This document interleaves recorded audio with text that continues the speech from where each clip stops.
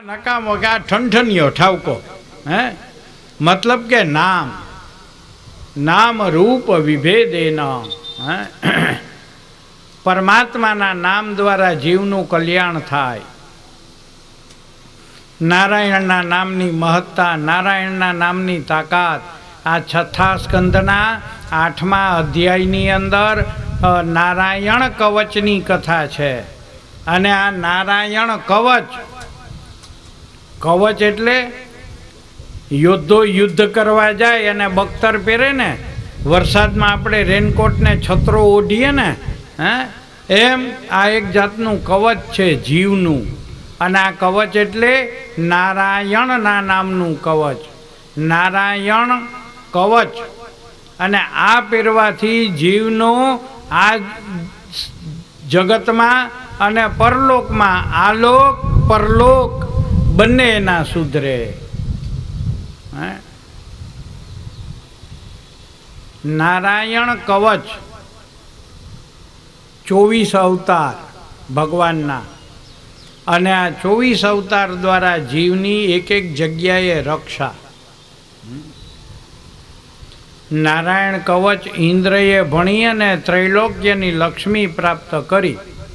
પરીક્ષિતે પૂછ્યું કે મહારાજ, હે સુખદેવજી પ્રભુ, ઇન્દ્રને નારાયણ કવચ ભણવાની જરૂર શું પડી? ઇન્દ્રએ નારાયણ કવચનો અભ્યાસ કર્યો કે હા, પણ શું કરવા? તો કે ભાઈ એમાં ગુરુ ચેલાનો ઝઘડો કામ કરી ગયો. કેમ? એક વખત બૃહસ્પતિ મહારાજ ઇન્દ્રને જ્ઞાન દેવા રોજ આવે.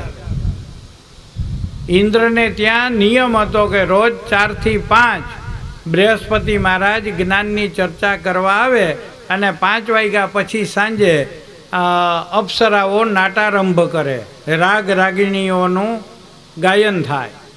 એમાં રોજ આવે ને, ગુરુ એક દી મોડા થયા. ઇન્દ્રએ વિચાર કર્યો કે ટાઈમ કરતાં ગુરુ મોડા થઈ ગયા, અપ્સરાઓ વાટ જોવે, આ ક્યારે આવે ક્યારે આવે. છેલ્લે એમ કહ્યું કે ભાઈ એક કામ કરો ને, હવે આપણે ગુરુ આજ મોડા પડી ગયા, પણ આ નાટારંભ ચાલુ કરો. એક બાજુ અપ્સરાઓએ નાટારંભ ચાલુ કર્યો અને આ બાજુથી ગુરુ આવ્યા. હવે નિયમ ધર્મનો, શાસ્ત્રનો નિયમ એવો છે કે ગુરુ આવે ને એટલે એનું સ્વાગત કરવું જોઈએ, અને આ સ્વાગત ન કરે ત્યાં સુધી નકામું, તો અપમાન થાય. હવે ગુરુનું સ્વાગત કરવાને માટે ઇન્દ્ર ઉઠ્યો નહીં, એને એમ કે ગુરુ આવ્યા તો બેસી જા. અને ગુરુએ શાપ દીધો કે એલા મારું અપમાન, જા ત્રૈલોક્યની લક્ષ્મીથી ભ્રષ્ટ થઈ જા. આવો જ્યારે શાપ આપ્યો ને, ત્યારે ઇન્દ્રને પોતાની સત્તા બચાવવાની હતી, એટલે વિશ્વરૂપ નામના પુરોહિતને ગુરુ બનાવી અને નારાયણ કવચની વિદ્યાનો અભ્યાસ. બોલો શ્રી વલ્લભાધીશ કી, યમુને મહારાણી કી જય.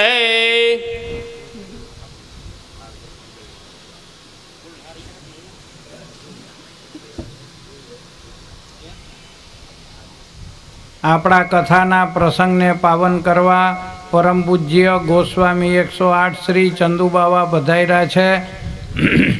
બોલો શ્રી ચંદ્રમોહનલાલ પ્યારે કી.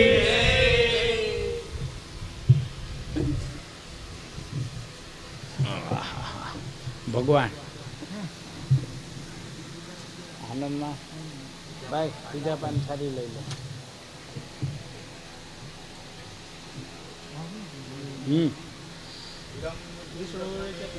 ત્રેધાની દદે પદમ સમૂઢમ શબાગોસુરે સ્વાહા.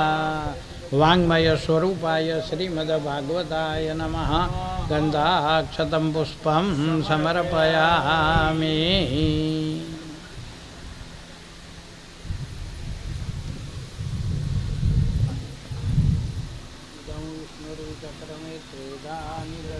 સમૂઢમસ્ય ભાગોસુરે સ્વાહા. હા,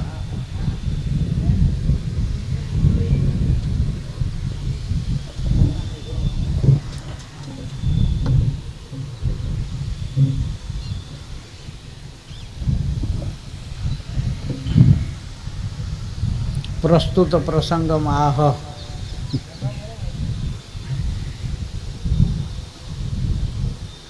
હરિહર પરમાત્મને નમો નમઃ વેદવ્યાસ શવાલ્મીક શુક ગુરો ચરણ કમલાભ્યાન નમો નમઃ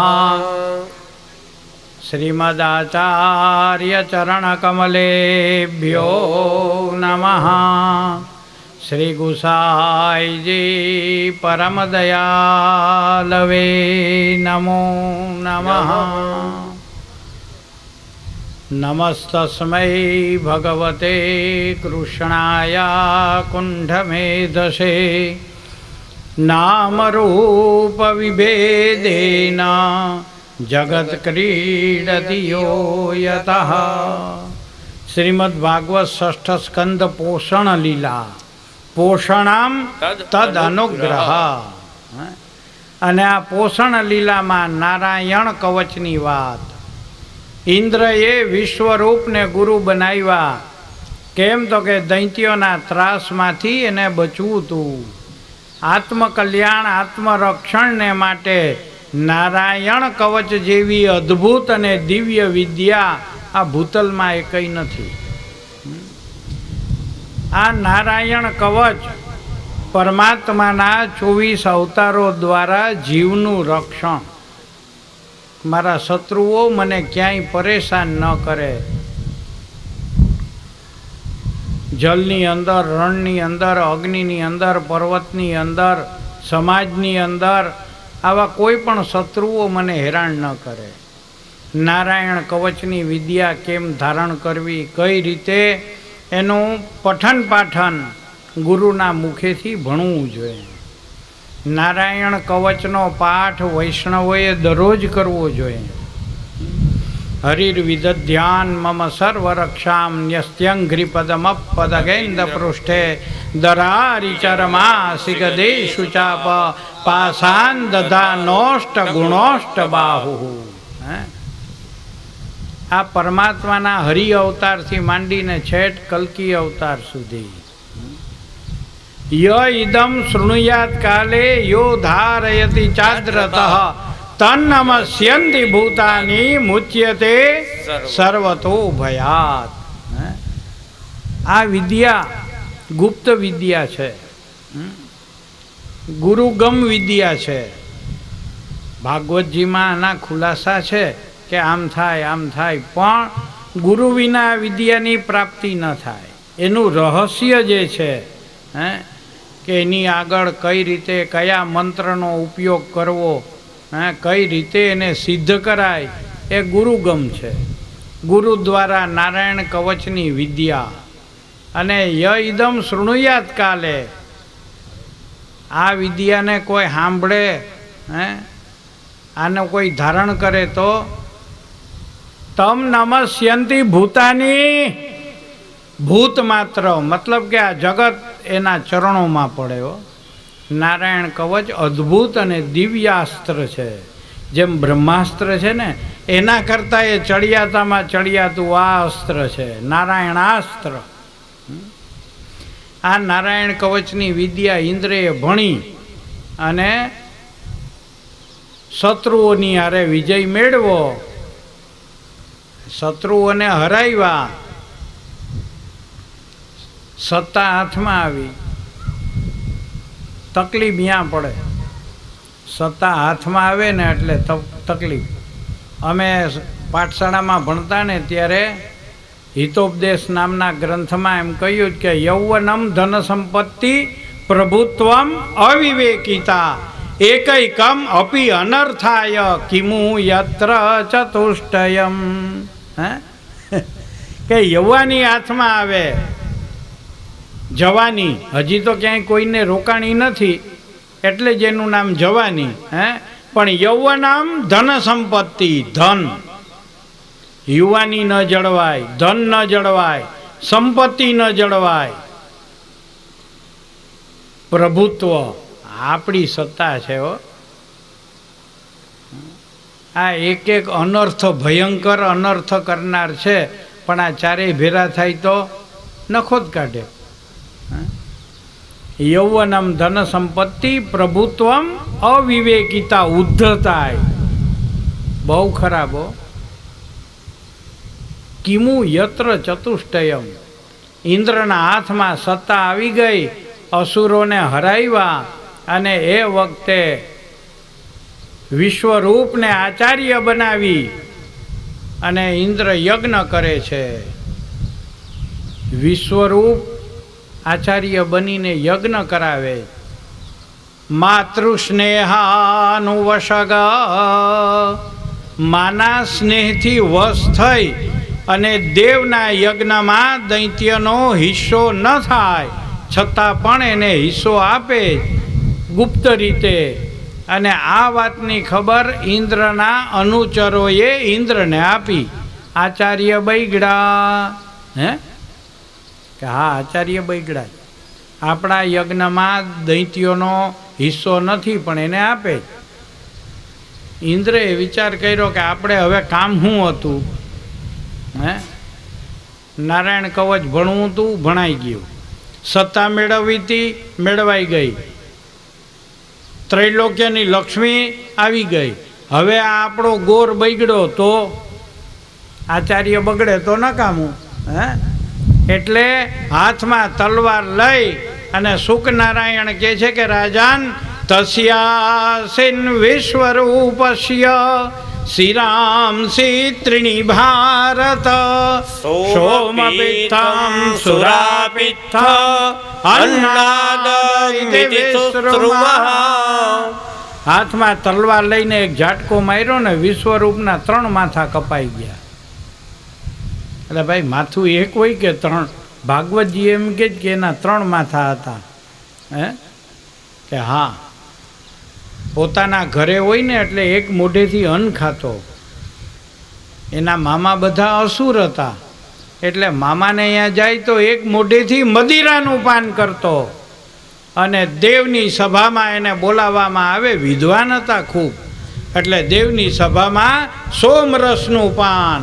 આ 3 માથા હતા, 3 માથા એક ઝટકે કપાઈ ગયા.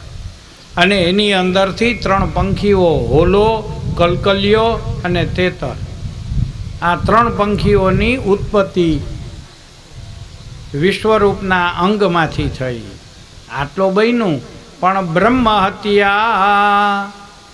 હત્યા પ્રગટ થઈ ઇન્દ્રને પકડવા. એટલે ઇન્દ્રએ વિચાર કર્યો કે આનું શું કરવું.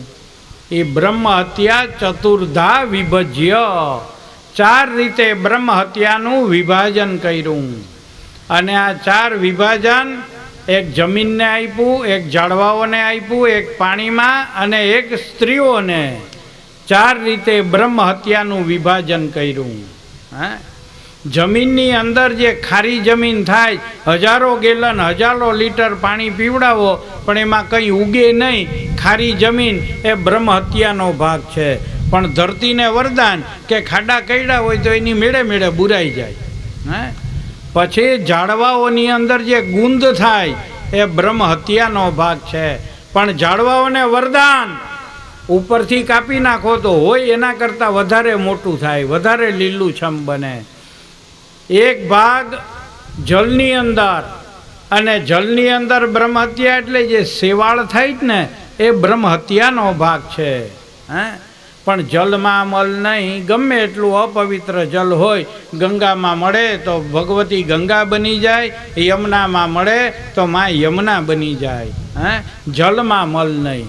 અને એક ભાગ માતાજીઓને આપ્યો, માસિક ધર્મ જે પ્રાપ્ત થાય એ બ્રહ્મ હત્યાનો ભાગ છે. પણ એને વરદાન કે દુનિયાના વ્યવહારો નડે નહીં. ચતુર્ધા વિભજ્ય.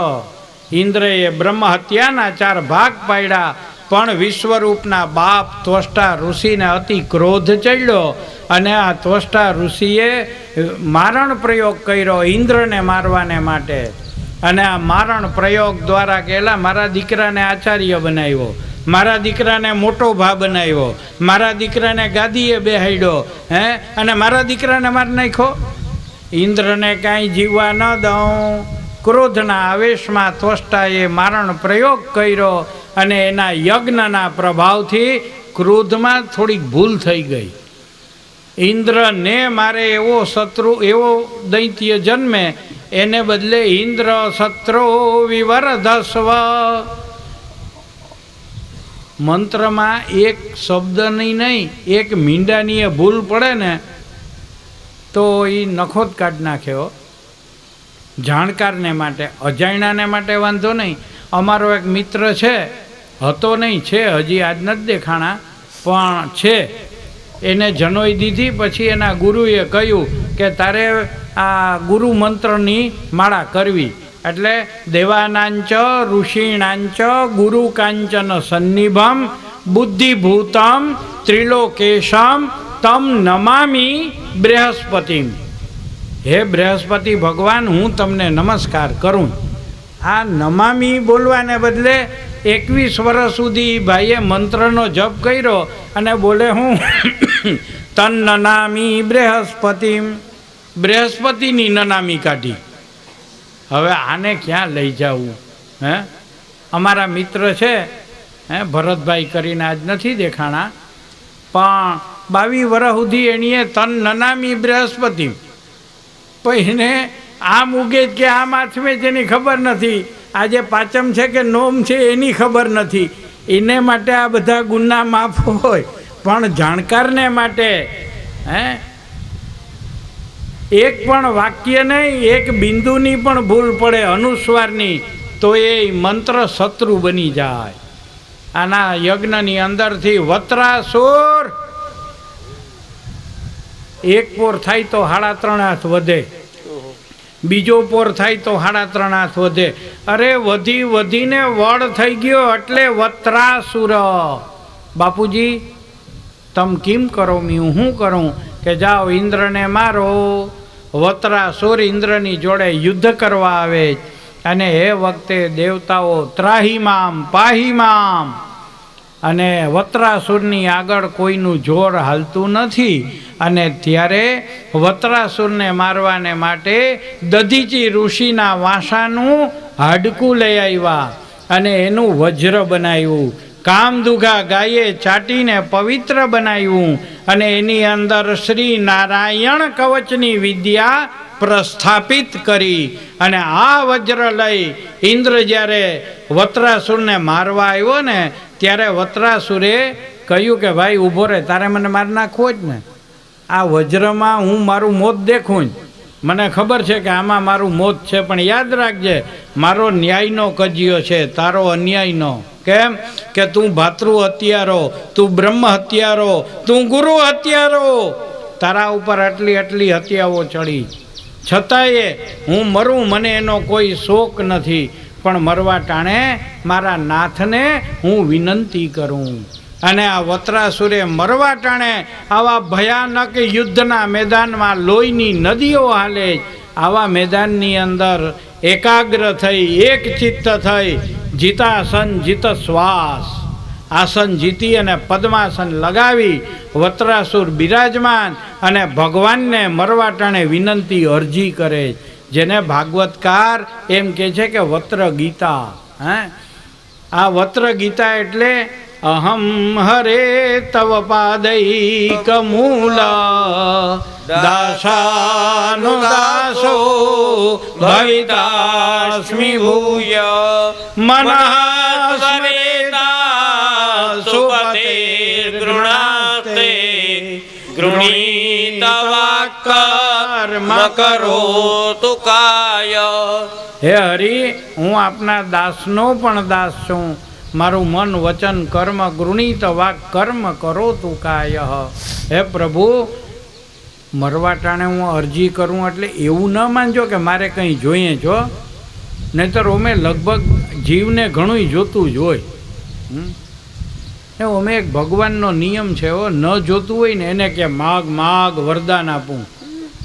પ્રહલાદને કહ્યું, ઓલાએ ના પાડી કે નથી જોતું ભાઈ કંઈ. હે, ધ્રુવને કહ્યું કે માગ, આ કે નથી જોતું. કુંતાજીને કહ્યું તો એને દુઃખ માગ્યું. હે, આપણે ન કહીએ, એને ખબર છે કે આ કડેરાટ છે, આને ન કહેવાય. હે, મારા જેવાને કે ભગવાન એની ભૂલ કરે જ નહીં ને એ તો.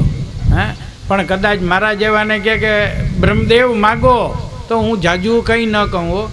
એ પ્રભુ હરિશ્ચંદ્રની લાઈનમાં તમે આવી જાઓ, બાકીનું મને આપી દો. હા, ન જોતું હોય ને એને જ ભગવાન માગવાનું કે બપોરના એકદમ શ્રીખંડ પૂરી આય સુધી ગળા સુધી ખાધા હોય પછી એને એમ કહેવાય કે હાલો જમવા. હે તો ઓલો શું કે બસ હો ભાઈ કંઈ નહીં હાલે. કાં તો કે ગળા સુધી શ્રીખંડ પૂરી ખાધા જ હવે ના હાલે. એમ તૃપ્તને કયો ને તો કામ થાય, પણ અતૃપ્તને ન કહેવાય તો હેરાન કરી દે.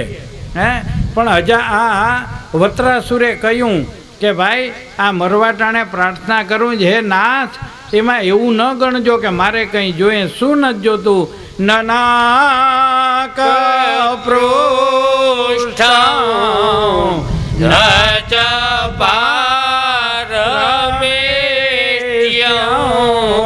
ન સાર્વભૌમં નરસાધિપત્યં ન યોગસિદ્ધિરપુનર્ભવં સમંજસત્વં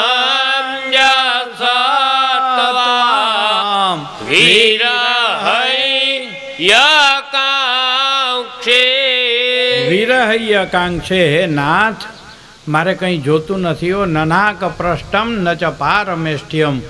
ધરતીથી પૃથ્વીથી માંડીને સ્વર્ગ સુધીનું મારે કોઈ રાજ નથી જોતું. હે પ્રભુ, હે મારે કોઈ અણીમાં ગરિમા લઘીમાં પ્રાપ્તિ પ્રાકાશ્ય ઈશિતા વસિતા આવી કોઈ સિદ્ધિઓ પણ નથી જોતી. હો પ્રભુ, હે આ મારું મન મેં આપના ચરણોમાં અર્પણ કરેલું છે. હે મને તો આપનો વિરહ છે. હે મને આપનો વિયોગ છે. અને જીવ અમારા પુષ્ટિય સંપ્રદાયના સિદ્ધાંત પ્રમાણે કે જીવ પરમાત્માથી હજારો વર્ષથી વિખૂટો પડી ગયો. એને એનો જે તાપ થવો જોઈએ, એનો જે ક્લેશ થવો જોઈએ એ તિરોધાન થઈ ગયો. હે જીવ અને પરમાત્માનો સંબંધ બ્રહ્મ સંબંધ. હે અહીંયા વત્રાસુરે કહ્યું કે મને તમારો વિરહ છે, હું વિયોગી જીવ છું. કેવો? એ વિયોગના પ્રકાર બતાવ્યા કે વિયોગ કઈ રીતનો છે. હે જીવને ભગવાનનો વિયોગ છે. અને આ વિયોગ એટલે અજાત પક્ષા ઇવ માતરં ખગા સ્તન્યમ યથા સતરા ક્ષુધાર્તા પ્રિયં પ્રિયેવા યોષિતૌર વિસાણા મનોરવિંદા ક્ષદિદ્ર ક્ષતિત્વા. હે પ્રભુ, મને આપનો વિયોગ. હે નાથ, આ વિયોગ કેવો? અજાત પક્ષા. માળાની અંદર પંખીના બચ્ચા પાંખ વિનાના હોય અને એની માં ચણ લેવા ઉડી હોય અને એ બચ્ચા એની માની ઇંતજારીમાં હોય, એ માની રાહ જોતા હોય કે મારી માં ક્યારે આવે, મારી માં ક્યારે આવે, મને ક્યારે અન્ન મળે. હે એ માની રાહ જેમ પંખીના બચ્ચા પાંખ વિનાના જોતા હોય ને, એમાં જીવ પાંખ વિનાનો છે. હે પ્રભુ, હું આપનાથી વિખૂટો પડી ગયો. હે પછી સ્તન્યમ યથા વત્સતરાહા ક્ષુધાર્તા ક્ષુધાર્તા.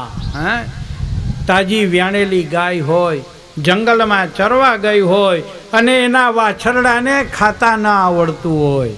હે અને એ વાછડું ભાંભરે. હે સાંજના 4-5 વાગે ને ત્યાં એકદમ ભાંભરે હુંકાર કરે કે મારી માં કઅહીંયા આવે, મને કઅહીંયા આ સ્તનપાન કરાવે.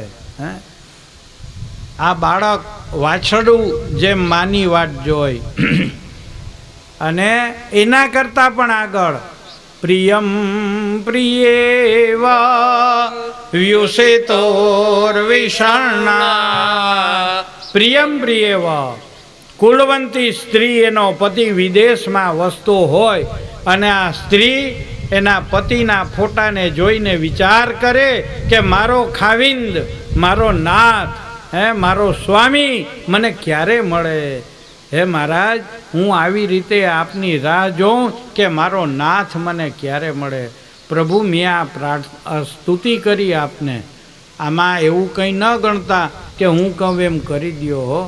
હે પ્રભુ, મમોત્તમસ્લો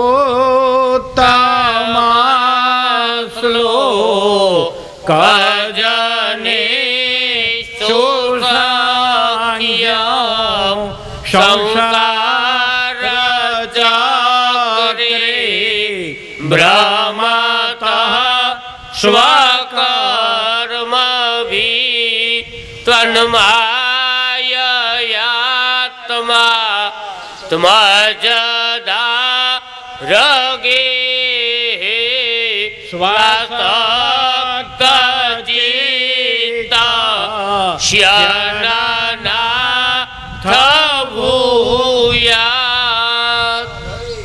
વચમાં એક બીજી વાત કરું. માણસને પહેલાં તો ટપાલને લખતા, પણ હવે તો આ મોબાઈલ ફાટી નીકળ્યા ને એટલે ટપાલું બંધ થઈ ગઈ. પણ પહેલાં ટપાલ લખતા ને, ટપાલ લખતા એ આવડવી જોઈએ હો. નાનકડાને ટપાલ લખો તો કેમ લખાય, આપણાથી વડીલ હોય, આપણાથી મોટા હોય એને ટપાલ લખો તો કેમ લખાય.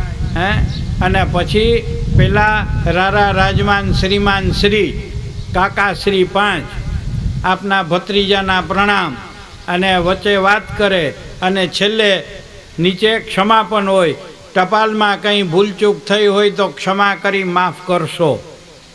અહીંયા વત્રાસુરે 4 શ્લોકની અંદર ક્ષમાપન પહેલાં રજૂઆત કરી અને છેલ્લે ક્ષમાપન કર્યું, માફી માગી. અને માફી માગવા મતલબ કે એમ કહ્યું કે હે ઉત્તમ શ્લોક, હે નિયંતા, હે પૂર્ણ પુરુષોત્તમ પરમાત્મા, આ મારી જે કંઈ પણ સ્તુતિ પ્રાર્થના આપને કરી, આપને યોગ્ય લાગે એમ કરજો. સ્વકર્મભિ સંસાર ચક્રે ભ્રમતી. મારા કર્મના બંધન પ્રમાણે 84 લાખ યોનિમાં હું ગમે ત્યાં ભટકું, પણ આપના ચરણમાંથી મારું મન દૂર ન થાય, આટલી મારા ઉપર કૃપા કરજો. આટલું બોલી અને વત્રાસુર ઊભો થયો. ઇન્દ્રને કહ્યું, આવી જા, હવે તારામાં ત્રેવડ હોય તો આવી જા. ઇન્દ્રએ વત્રાસુરને મારવાને માટે વજ્ર ઉગામ્યું. વત્રાસુરે ગળગળતી હળી કાઢી, મોઢું પોળું કર્યું. સહ ઇન્દ્રાય ઐરાવતાય સ્વાહા. ઇન્દ્રને તો ઓગાડી ગયો, હાથીને પણ ઓગાડી ગયો, કારણ કે અસુર હતો. હાહાકાર થઈ ગયો કે હવે પણ ઇન્દ્ર, જેને સાદી આમ સાંસ્કૃતિક ભાષામાં ભગવાને આ આંગળા આપ્યા જ ને એની બહુ કિંમત છે હો. તર્જની, મધ્યમાં, અનામિકા, કનિષ્ઠિકા અને અંગુષ્ટ. એટલે અંગૂઠો, પેલી, બીજી, ત્રીજી ને ચોથી આંગળીના નામ ચીંધણી. ગામડામાં જાય ને તેમ કે ચીંધણી. આ એ વાં 3 હામી આવ્યો, યાદ રાખજો. એ વાં. હા, આ આંગળાઓની પણ મહત્વતા શાસ્ત્રમાં લખી. પહેલાં આપણે અંગૂઠાની મહત્તા જાણી લઈએ તો અંગૂઠો કેના માટે? કે બ્રાહ્મણ માટે. બ્રાહ્મણનું પૂજન, ગુરુનું પૂજન તો અંગૂઠેથી આમ થાય હો, આમ નહીં. તો સમજવું કે અહીં કોઈ સીધો ગોરને નહીં આપે, કડેરાટ આમ. આ દીપક મુદ્રા છે. પેલી આંગળી જ્યારે પિતૃઓનું પૂજન થતું હોય અને પિંડદાન થાય ત્યારે આ આંગળીથી પિંડને ચાંદલા થાય. વચ્ચેની બંને આંગળી એના દ્વારા પોથીજીનું પૂજન થાય. પછી આ અનામિકા વરરાજાને ચાંદલો કરાય, દેવને ચાંદલો કરાય. ટટલી આંગળી, રાજા જ્યારે રાજગાદી ઉપર બેસે ત્યારે ટટલી આંગળી કાપી અને એને લોહીનો ચાંદલો કરાય. આ ટટલી આંગળી. આ એક એકનું મહત્વ છે, પણ અટાણના બધું કડેરાટ થઈ ગયું. ઇન્દ્રના જમણા હાથની પેલી આંગળીમાં અમૃત હતું. અને એ આંગળી ચૂસે રાખી અને હાથમાં જે ઓલું વજ્ર હતું ને ધંધો શું કર્યો? કઠિયારાનો, લાકડા કાપવાનો. વત્રાસુરના હાડકા કાપે રાખ્યા. વર્ષો પછી સંવત્સરાંતે 1 વર્ષે એના હાડકા કપાણા. બહાર આવ્યો, વજ્ર વત્રાસુરના ગળા ઉપર માર્યું. વત્રાસુરનું તેજ ભગવાનમાં ભળી ગયું. સુખદેવજી પરીક્ષિતને સમજાવે છે કે રાજન, વત્રાસુરનું તેજ, વત્રાસુરનો ઉદ્ધાર થયો. અને એ વખતે પરીક્ષિતે પૂછ્યું કે મહારાજ, વત્રાસુરનો ઉદ્ધાર? કે હા. કેમ? તો કે આગલા જન્મનો રાજા હતો ચિત્રકેતુ. હજારો વર્ષ તપ કર્યું, પણ તપમાં ભૂલ થઈ. શિવ અને પાર્વતીનું ન કહેવાનું વર્ણન કર્યું અને એના શાપના કારણે એને વત્રાસુર થવું પડ્યું. પણ આ વત્રાસુર, એના પૂર્વજન્મની કથાઓ અને વત્રાસુરનો ઉદ્ધાર, અહીં સુધીના સિદ્ધાંતો કહી આચાર્ય ચરણ, પૂજ્યપાદ ગોસ્વામી શ્રી 108 શ્રી ચંદુ બાવા પધાર્યા છે. તમારા બધાય વતી અને મારા વતી એમને વિનંતી કે વચનામૃત કરી અને અમને પુનિત પાવન કરે. સૌંદર્યમ નિર્ગતમ પ્રકૃતિમ સ્ત્રી ગુણ ભાવાત્મકમ પુંરૂપંચ પનસ્તદંતર્ગતમ પ્રાવી વિશ્વ પ્રિય સંશ્લિષ્ટા ઉભયોર્મભૌરસમય કૃષ્ણો હિ સાક્ષિકમ રૂપમ તત્તૃતીયાત્મકમ પરમવિદ્યેમ સદા વલ્લભમ શ્રીવલ્લભ પ્રતિનિધિમ તેજો રાશિમ દયાર્ણવમ ગુણાતીતમ ગુણનિધિમ ચ ગોપીનાથમાશ્રય સાયં કુંજાલે સ્થાસનમુપવિલસસ્વર્ણપાત્રમ સુધૌતમ રાજદ્યજ્ઞોપવીતમ પરિતન વસનમ ગૌરમમ ભોજવક્त्रम પ્રાણાનાયમ્ય નાસાપુટહિતકરમ કર્ણરાજદ્વિમુક્તમ વંદેર્ધોન્મીલિતાક્ષમ મરુમતિલકમ શ્રી વિઠ્ઠલેશમ સુકેશમ શૂન્યમ જ્ઞાન પૂર્ણમામ પૂર્ણજ્ઞાને નિયસ્વયં કૃતવાન કૃપયા પૂર્ણમ તસ્મૈ પૂર્ણાત્મને નમઃ.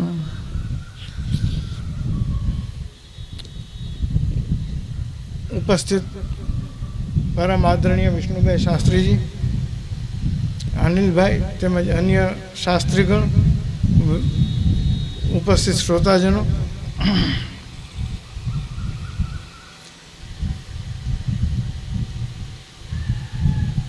શ્રીમદ ભાગવત આચાર્યચરણની દૃષ્ટિએ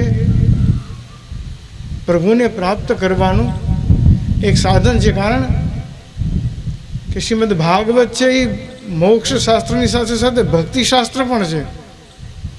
ભક્તિ કેમ કરવી એ આપણને ભાગવત શીખવાડે છે. આપણે ત્યાં ભાગવતનું મહત્વ વધારે છે.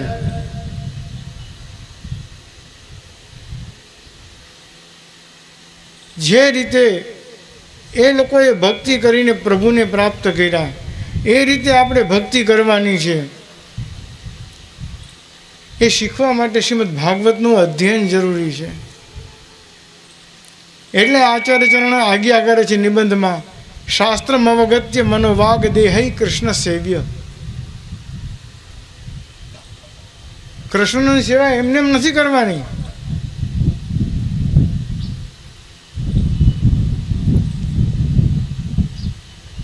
કૃષ્ણને જાણો, કૃષ્ણને સમજો, એની સેવાને સમજો.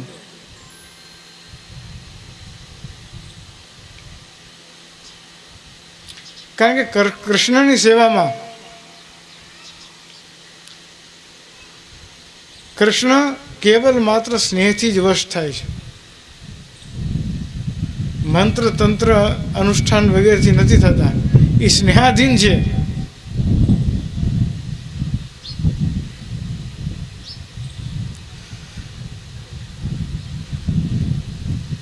શ્રીમદ ભાગવતમાં આવે છે કે પ્રભુ પોતે જ્યારે દુર્વાસા ઋષિ એમની પાસે જાય છે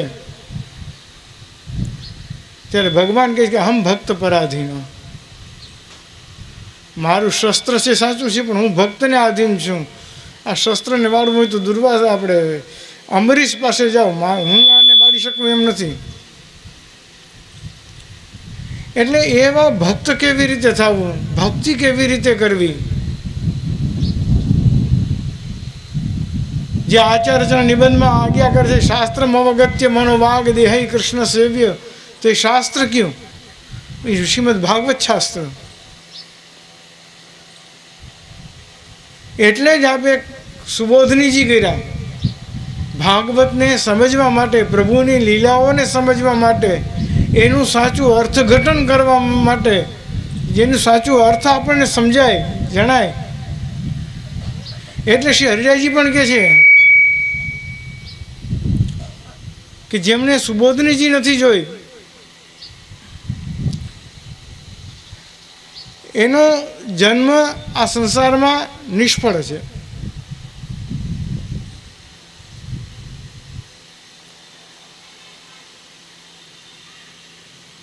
અને કેવલ આપણે નથી કહેતા, મોટા મોટા આચાર્યો, ધર્મગુરુઓ જે થઈ ગયા, ગાદીપતિઓ, એ પણ કહે કે જો ભાગવતને સમજવું હોય તો સુબોધનીજી વાંચવી જરૂરી છે. સુબોધનીજી વિના ભાગવતનો અર્થ સમજાય નહીં. એટલે એ ભાગવત જાણીને, એમાં સેવાનો, એમાં ભક્તિનો ક્રમ જાણીને પ્રભુની સેવા આપણે કરીએ તો એ સેવા આપણી સાર્થક થાય, એ સેવા આપણી અંગીકાર થાય. પણ આજે એવું તો કોઈને સમય નથી.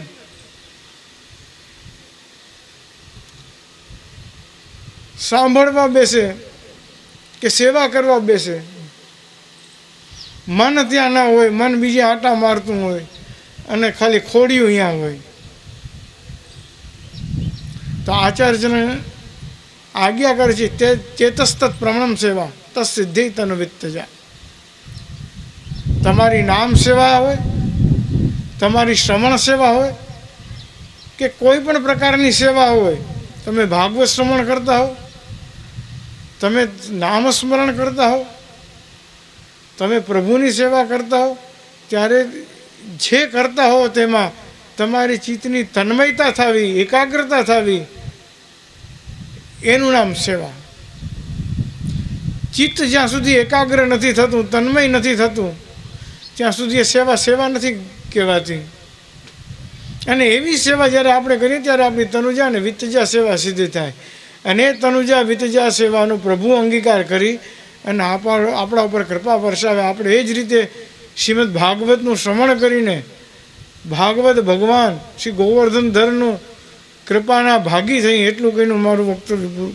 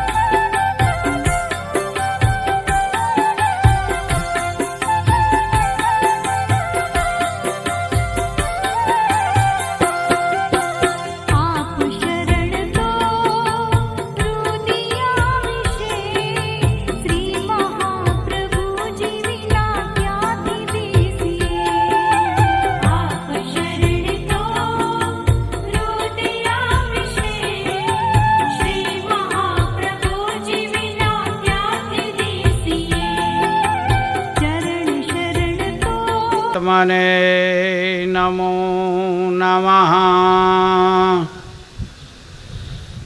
વેદવ્યાસશવાલમિકશુકગુરોર ચરણકમલાભ્યાં નમો નમઃ. વાગીશાયસ્ય વદને લક્ષ્મીર્યસ્ય ચ વક્ષસી યસ્યાસ્તે હૃદયે સંવિત તન્નૃસિંહમહં ભજે નમામિ હૃદયે શેષે લીલાક્ષીરાબ્ધસાયિનીં લક્ષ્મી સહસ્રલીલાભિः સેવ્યમાनं કલાનિધિં પરમાત્મા શ્રી કૃષ્ણચંદ્ર પરમાત્માની કથા છઠ્ઠા સ્કંધની અંદર નારાયણના નામ દ્વારા અજામિલ બ્રાહ્મણનો ઉદ્ધાર, નારાયણ કવચની તાકાત અને એમાં પણ દધીચી ઋષિના વાંસાના હાડકામાં વજ્ર બનાવ્યું. આ વજ્રની અંદર નારાયણ કવચની વિદ્યાનું સ્થાપન.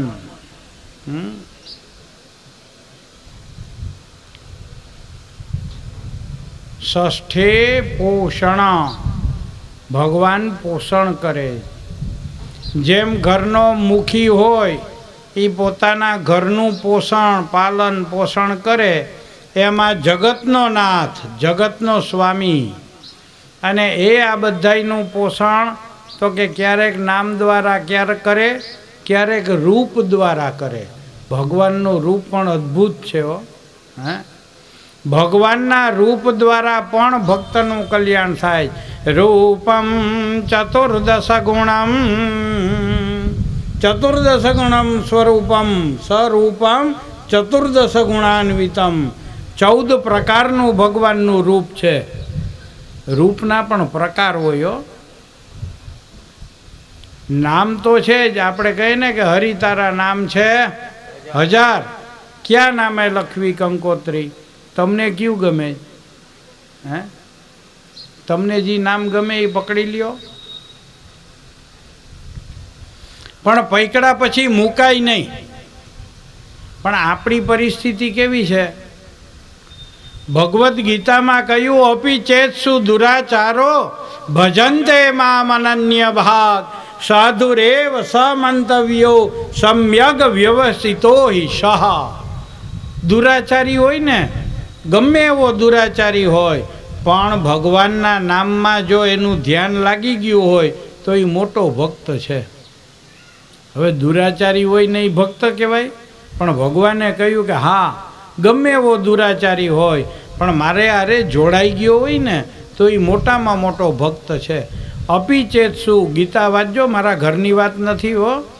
ગીતામાં ચોખ્ખું ભગવાને આજ્ઞા કરી કે અર્જુન, અપી ચેતસુ દુરાચારો ભજન્તે મામ અનન્ય ભાગ સાધુરેવ સમંતવ્ય સમ્યગ વ્યવસિતો હિ સહ. એ ભક્ત છે. પણ એક ભાવ, આપણો એક ભાવ ન રહીએ. આપણી દશા કેના જેવી છે? 6 મહિના રામ ભગવાનની આરતી ઉતારીએ, 6 મહિના હનુમાનની આરતી ઉતારીએ, 6 મહિના માતાજીની આરતી ઉતારીએ, 6 મહિના શંકર બાપાને પકડીએ. કાં તો કે આ કોઈ જવાબ ન દેતા. એમાં તો હનુમાનજી રોકડિયા છે. રોકડિયા જલ્દી જવાબ દે. એક બ્રાહ્મણ હતો, એણે 12 વર્ષ સુધી નારાયણ ભગવાનની સેવા કરી. આરસપાણની નારાયણની મૂર્તિ બનાવી અને એ નારાયણની સેવા કરે. 12 વર્ષ થયા. એમાં એનો એક દી ભાઈબંધ ભેરો થયો. કાં શું કરો ભાઈ? હું અહીંયા ને અહીંયા છું. 12 વર્ષ મેં સેવા કરી પણ કંઈ ફળ મળતું નથી.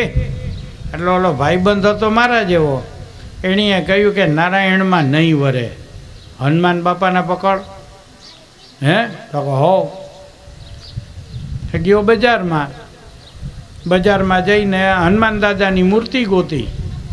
હા, આ મૂર્તિ બરાબર, આ મૂર્તિ બરાબર છે આમ નક્કી કરી અને હનુમાન દાદાની મૂર્તિ લઈ આવ્યો. નારાયણની મૂર્તિ હતી ને એ અભેરાઈ ઉપર મૂકી. અહીંયા બેહાડ્યા હનુમાન દાદાને. શ્રી ગુરુચરણ સરોજ રજ નિજ મન મુકુર સુધારી વર્ણવો દાયક ફલચારી બુદ્ધિહીન તનુ જાનિકે સુમિરો પવન કુમાર બલ બુદ્ધિ વિદ્યા દેહુ મોહી હરહુ કલેશ વિકાર. આણીએ તો ચાલુ કર્યું હનુમાન ચાલીસા ને માંડ્યો સેવા કરવા. અને આ સેવા કરતા કરતા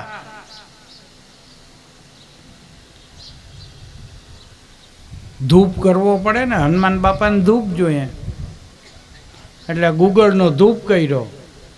તેલના દીવા, સરસવનો તેલનો દીવો અને ઘીનો દીવો જે કંઈ હાથમાં આવ્યું એ દીવા લગાડ્યા અને ગુગળનો ધૂપ કર્યો અને માંડ્યો હનુમાન ચાલીસાના પાઠ કરવા. અને આ પાઠ કરતાં કરતાં ઓલો ધૂપ હતો ને, ધુવાડો તો હંમેશા ઉપર જ જાય ને, ધૂપનો ધુવાડો ઉપર હાલવા માંડ્યો. આમ જ્યાં ઉપર જોયું ને કે ઓહો, મારા હનુમાન બાપાની આડે આ નારાયણ ધૂપ લઈ જાહે, ઉતાર. અભેરાઈ ઉપરથી નારાયણની મૂર્તિ ઉતારી. મૂર્તિ ઉતારીને રૂના પૂંબડા એના નાકમાં માંડ્યો ભરાવવા. હે, અને આ નાકમાં પૂંબડા ભરાવ્યા ને ત્યાં તો બોલો નારાયણ ભગવાન કી. સાક્ષાત નારાયણ પરમાત્મા પ્રગટ થયા. પેલા બ્રાહ્મણનો બાવડું પકડીને કહ્યું કે મૂર્ખના સરદાર, 12 વર્ષ સુધી તને એમ ન થયું કે મારો બાપ આમાં બેઠો જ? હે, 12 વર્ષ સુધી તે આરસપાણની મૂર્તિ માનીને મારી સેવા કરી. તને કોઈ દી એમ થયું કે આમાં મારો બાપ બેઠો જ, મારો ભગવાન બેઠો જ? હે, તને આજે એમ થયું કે આ મારો ધૂપ આડેથી લઈ જાહે? કહેવાનો તાત્પર્ય શું છે કે ભાવ વિનાની કાંઈ પણ તમે પૂજા કે સેવા કરો તો નકામું છે. શાસ્ત્રકારોએ બતાવ્યું છે કે આ સેવા નારાયણના નામ દ્વારા અજામિલ બ્રાહ્મણનો ઉદ્ધાર, નારાયણ નામ દ્વારા ઇન્દ્રને સંપત્તિની પ્રાપ્તિ, 6ઠો સ્કંદ પોષણ લીલા પૂર્ણ કરી અને 7મા સ્કંદની અંદર ઉતિ લીલા, ઉતિશ્ચ વાસના પ્રોક્તા તત્તદ કર્માનુસારિણીમ. 7મ સ્કંદ એના 15 અધ્યાય. આ 7મ સ્કંદના 15 અધ્યાયની અંદર ઉતિ લીલા. ઉતિ એટલે વાસના, અને વાસનાના પ્રકાર સદ અસદ 2 પ્રકાર, અને એક ત્રીજો પ્રકાર રુગ્ણ વાસના. સદવાસના, અસદવાસના અને રુગ્ણ વાસના. રુગ્ણ એટલે માંદી, નહીં દૂધમાં નહીં દહીંમાં. હિરણ્યકશિપુરાજન અજેય અજરામર. સુખદેવજી મહારાજ પરીક્ષિતને સમજાવે છે કે રાજન, હિરણ્યકશિપુ, હિરણ્યાક્ષ અને હિરણ્યકશિપુ બંને ભાઈઓ, કશ્યપના દીકરા. એમાં હિરણ્યાક્ષનો વધ ભગવાને વરાહ અવતાર લઈને કર્યો. ધરતીની સ્થાપના જલ ઉપર કરી. અને ત્યારે હિરણ્યકશિપુએ વિચાર્યું કે ગમે એ થાય, પણ મારા ભાઈને જેણીએ માર્યો ને એને હું જીવવા ન દઉં. એના મનમાં એક દ્રઢ ગાંઠ વળી ગઈ. એટલે હિરણ્યકશિપુએ તપનો પ્રારંભ કર્યો. અને તપનો પ્રારંભ કર્યો એટલે મંદરાચલ પર્વતની અંદર જઈ ઉર્ધ્વ બાહુ નભો દ્રષ્ટિ, આકાશમાં નજર, હાથ ઊંચા, અંગૂઠા ઉપર શરીરનો ભાર મૂકી અને એણીએ આ પૂજાની શરૂઆત અનુષ્ઠાન તપનો પ્રારંભ કર્યો અને આ તપના પ્રારંભથી કેટલા દી તપ કર્યું? દી નહીં, દેવતાઓના 12,000 વર્ષ એણીએ તપ કર્યું. માણસનું 1 વર્ષ થાય ત્યારે પિતૃઓનો 1 દી થાય. કાલની ગણના, સમયની ગણના કે સમય કઈ રીતે મપાય, તો એના માટે ગણિતજ્ઞો, ગણિત શાસ્ત્રીઓએ એવા નિયમ બતાડ્યા કે માણસનું જ્યારે 1 વર્ષ થાય ત્યારે પિતૃઓનો 1 દી થાય. એવા પિતૃઓનો 1 વર્ષ થાય ત્યારે દેવતાઓનો 1 દી થાય. હવે વિચાર કરો કે 12,000 વર્ષ હિરણ્યકશિપુએ તપ કર્યું. શરીરની અંદર માથે રાફડો જામી ગયો. અરે તપના પ્રભાવથી એના હાડકાં તકેલા હતા, પણ લોહી અને માંસ કીડી મકોડી ખાઈ ગયા. મસ્તકમાંથી કડવો કડવો ધુવાળો પ્રગટ થયો અને એ વખતે આ હિરણ્યકશિપુના તપના પ્રભાવથી દેવતાઓનો શ્વાસ લેવો પણ અઘરો થઈ ગયો.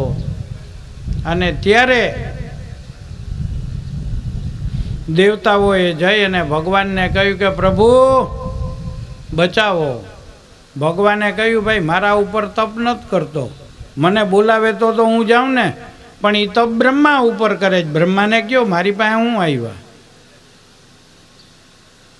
દેવતાઓએ બધાએ જઈ અને બ્રહ્માને વિનંતી કરી, આ બ્રાહ્મણો, હે બ્રહ્માજી. બ્રહ્માએ કહ્યું કે મને ખબર છે એ તપ કરવા બેઠો તે દીનું હું જાણું.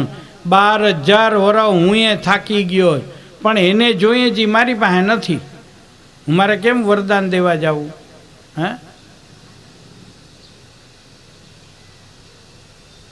આ દૈત્યને હિરણ્યકશિપુને જે જોઈએ એ મારી આગળ નથી, તો મારાથી વરદાન દેવા ન જવાય.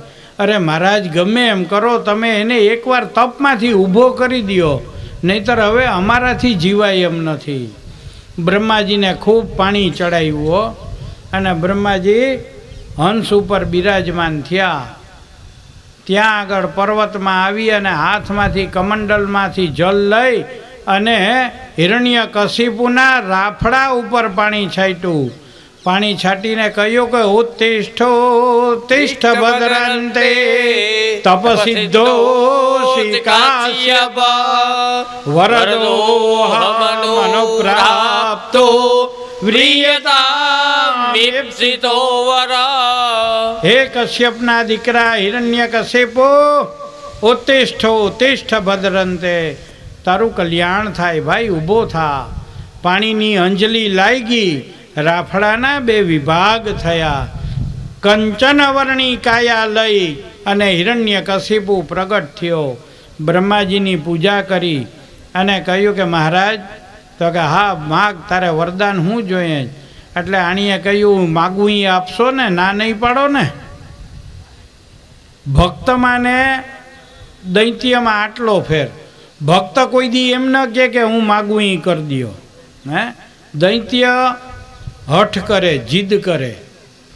દૈત્યએ કહ્યું, હિરણ્યકશિપુએ કહ્યું હું માગું એ આપીશ ને, પછી ફરી નહીં જા ને. કે ભાઈ તારી વાત બરોબર, પણ તારે શું જોઈએ જ મને કહેતો ખરો, મને અજરામણપણું પ્રાપ્ત થાય. બ્રહ્માએ કહ્યું ઊભો રે ભાઈ, દેવતાઓના 100 વર્ષ પૂરા થાય ને ત્યારે બ્રહ્માને પણ મરવું પડે. હું મરું તો તને અમર કેમ બનાવું? મારાથી તને અમર ન બનાવાય. કેમ? તો કે 100 વર્ષે મારું એ મૃત્યુ થાય. એક આંધળો હોય એ બીજા આંધળાને એમ કે હાલ હું તને કમલાબાગ તેડી જાઉં, તો 2 કપાઈ મરે. ગિરિરાજ ધારણ કી, દ્વારિકાધીશ કી જય. આવો ભગવાન મહાદેવ. ઓમ મહાદેવ.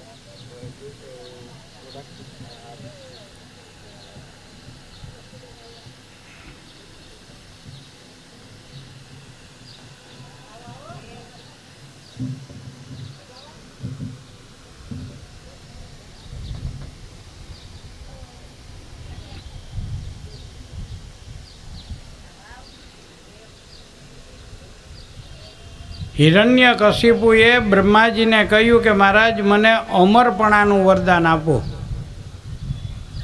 તો અમરપણાનું વરદાન બ્રહ્માએ કહ્યું કે ભાઈ મારું એ મૃત્યુ છે, તો હું તને અમર કેમ બનાવું?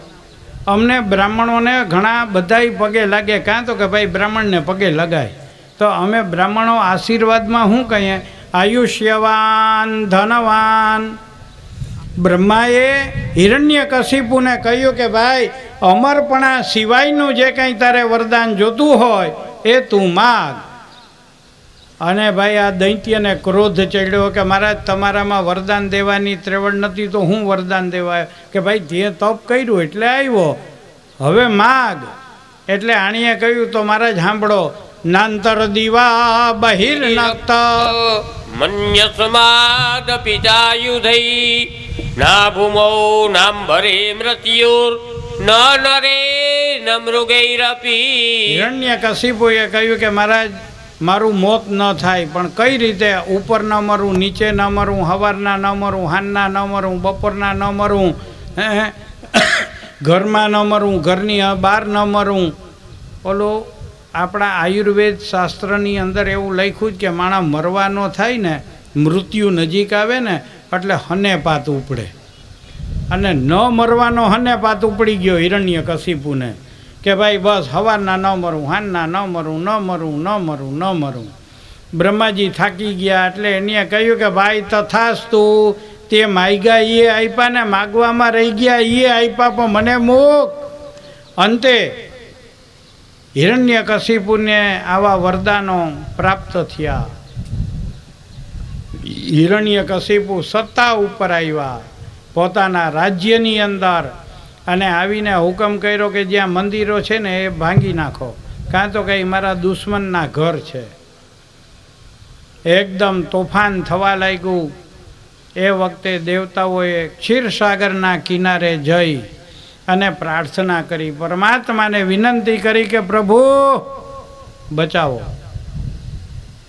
તો ભગવાને કહ્યું કે અત્યારના તમને બચાવવા માટેનો કોઈ વિકલ્પ નથી.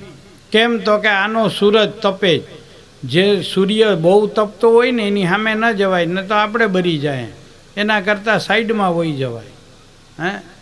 હિરણ્યકશિપુની સત્તા જબરજસ્ત છે.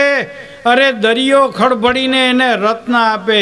પવનને ફરવું હોય તો પૂછવું પડે કે હું અહીંયા કેમ આવું, પવનને પણ પૂછવું પડે. તો આવી સત્તા જેની હતી.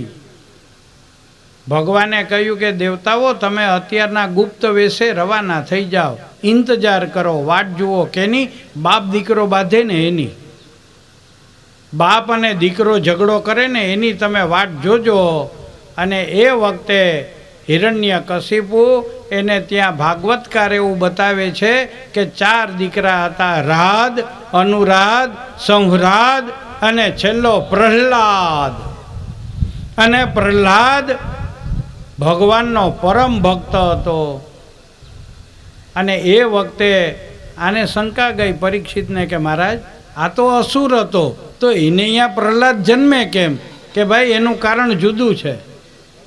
હિરણ્યકશિપુ જ્યારે તપ કરવા ગયો ને ત્યારે આંબાની ડાળ ઉપર એક પોપટ બેઠા બેઠા શ્રીમન નારાયણ નારાયણ નારાયણ, શ્રીમન નારાયણ નારાયણ નારાયણ, નારાયણ નારાયણ નારાયણ એક પોપટ બોલતો હતો.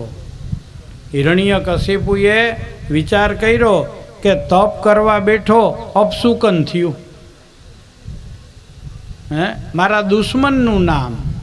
કેમ કે ભગવાન એના દુશ્મન હતા. એટલે હિરણ્યકશિપુએ વિચાર્યું કે આ મારો દુશ્મન છે અને એનું નામ આ પોપટ બોલે, અત્યારના તપ કરવાનું મુહૂર્ત બરોબર નથી, ઘરે હાલો. આવતો રહ્યો પાછો. કયાધુ એના પત્ની એણે પૂછ્યું કે પ્રભુ આપ તો તપ કરવા ગયા હતા ને પાછા કેમ આવતા રહ્યા? તમારા દુશ્મનનું નામ પોપટને પણ આવડે? ગજબ કહેવાય. હું નામ બોલ્યો તો કે ઈ ન કહું, ઈ ન બોલાય, પોપટ રામ ન બોલે. હે કે નહીં, ઈ નામ હું ન બોલું. પણ માની લ્યો કે કાલ તમે પાછા તપ કરવા જાઓ અને તમારો દુશ્મન એના નામની અમને ખબર હોય તો કામ લાગે ને? એકવાર કયો, એકવાર કયો, એકવાર કયો, હઠ કરી. અને એ વખતે હિરણ્યકશિપુએ કહ્યું નારાયણ હે નારાયણ હે નારાયણ.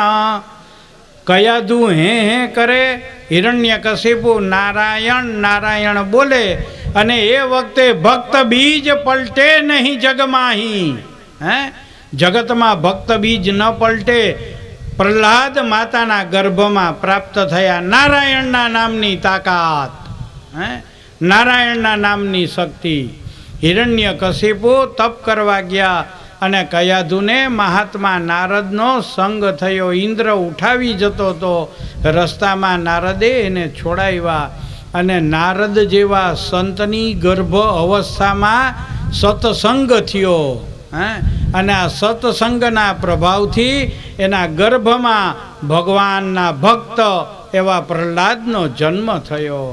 આ પ્રહલાદ હાલતા ચાલતા ઉઠતા બેસતા નારાયણના નામનું સ્મરણ કરે. અને આ નારાયણના નામથી ધીરે ધીરે મોટો થવા લાગ્યો. એની માએ કહ્યું કે દીકરા, તું જેનું નામ બોલત ને એ તારા બાપનો શત્રુ છે, તું આ મૂકી દે. તારા બાપને ખબર પડી ને તો ઓલો મારી નાખશે હો. અરે માં, સૂર્યને આડે છાબડું રાખવાથી સૂર્ય ઢંકાય નહીં. અમુક વસ્તુ ઢંકાતી નથી. તારો કે તેજ મેં ચંદ્ર છુપે નહીં, સૂર્ય છુપે નહીં, બાદલ છાયો, રણ ચડ્યો રજપૂત છુપે નહીં, દાતા છુપે નહીં, ઘર માંગના આયો. ચંચલ નારી કો નૈન છુપે નહીં, પ્રીત છુપે નહીં, પીઠ દિખાયો, કવિ ગંગ કહે સુન સાહા કબર, એક કરમ છુપે નહીં, ભભૂત લગાયો. ગમે એટલી રાખ વિષ્ણુ મહારાજ કપારમાં ચોપડી લે ને, ન ખબર એ છુપે જ નહીં હોય, એ દેખાયા વિના રે જ નહીં ભાઈ. હે દઈ દેવાની જેને આદત હોય ને એને અહીંયા જઈને કોક ઊભો રહી, અરે પોતાના કપડાં વેચીને કોકને ભલું કરે એવા માણસો છે હો આ જગતમાં. હા, કાંઈ નથી, આ એક જોડી કપડાં વેચી નાખ, એનું ભલું કર ભાઈ. હે આવા સમાજની અંદર આવા સંતોના પ્રભાવથી તો આ સમાજ ટકે. હે